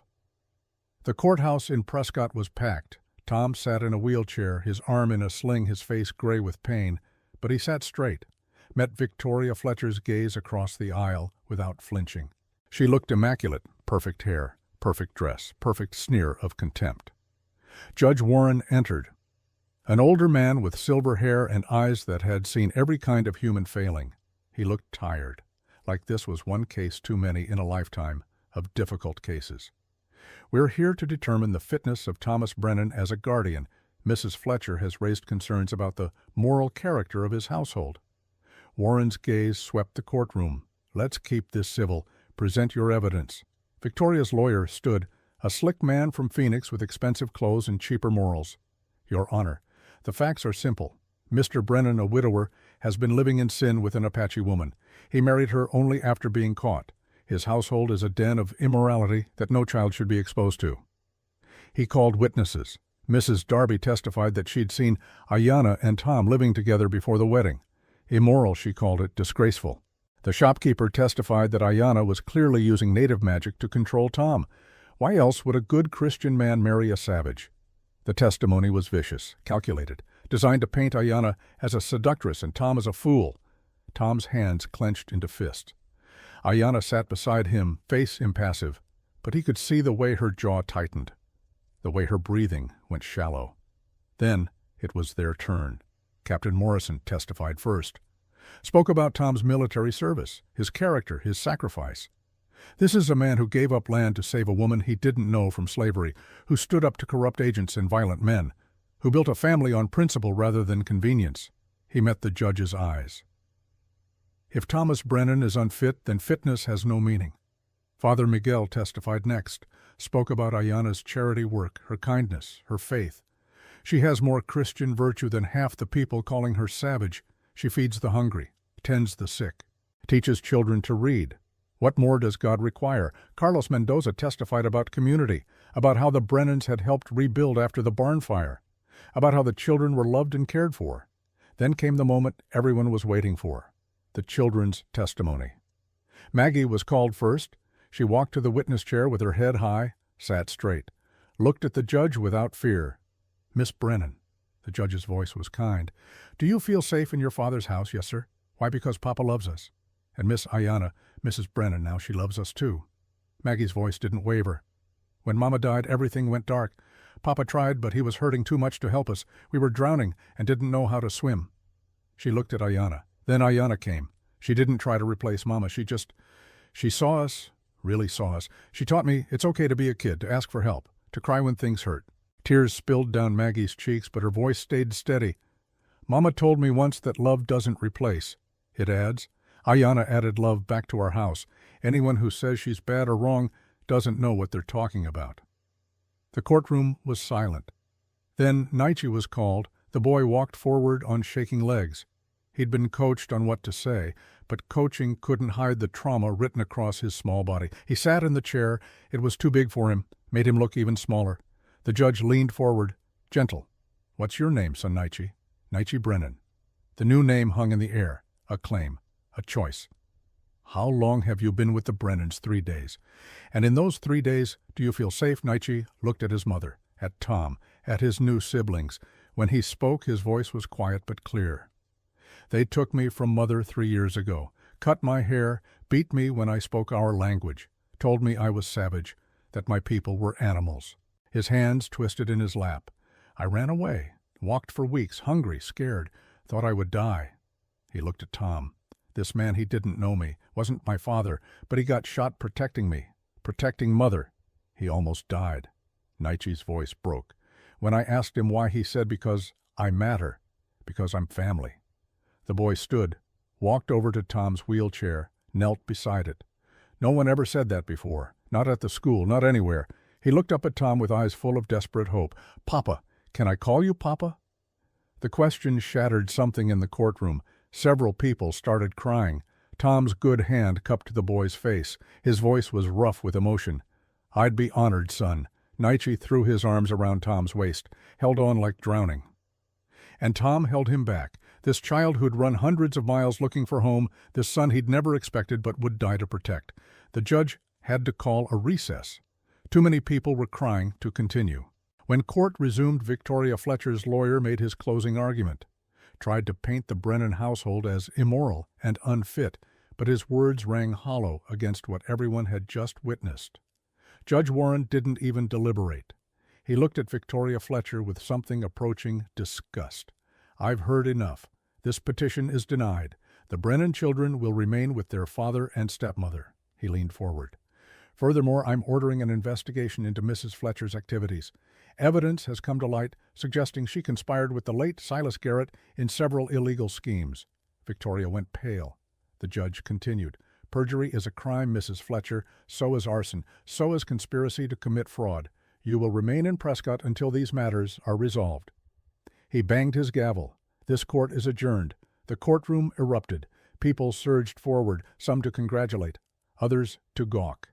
Tom felt Ayanna's hand find his, squeeze tight. "We won." Her voice was wonder and disbelief, mixed together. "We won." Outside the courthouse, something unexpected happened. People approached.